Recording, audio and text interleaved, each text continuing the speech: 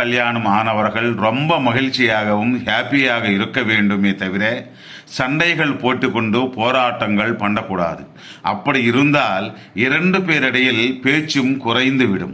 அவர்களுடைய குடும்பத்தில் ஆவேசமாக பேசிக்கொண்டு வருத்தப்படக்கூடாது. பெரியவர்கள் அப்படி விட்டுவிட்டால் அந்த சண்டைகள் மனக்கசப்புகளாக மாறி ஒருவர் மேல் ஒருவருக்கு துவேஷம் ஏற்பட்டு ரொம்ப தூரம் போய் பிரிவுகள் ஏற்படலாம். அவர்கள் 2 பேரும் ஒன்றாக சேர வேண்டும் என்றால் ஒரே ஒரு வழி, அவர்களை ஹனிமூனுக்கு அனுப்பி வைத்தால் அவர்கள் ஒருவருக்கொருவர் புரிந்து கொள்ளும் நேரம் கிடைக்கும்.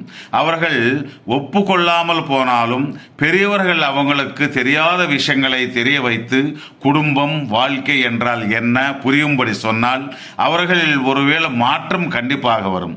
ஒருவரை ஒருவர் புரிந்து இனிப்பான நினைவுகளுடன் மகிழ்ச்சியாக வாழும் ஒரே ஒரு வழி புது ஜோடிகளுக்கு ஹனிமூன் மட்டும்தான் நண்பா.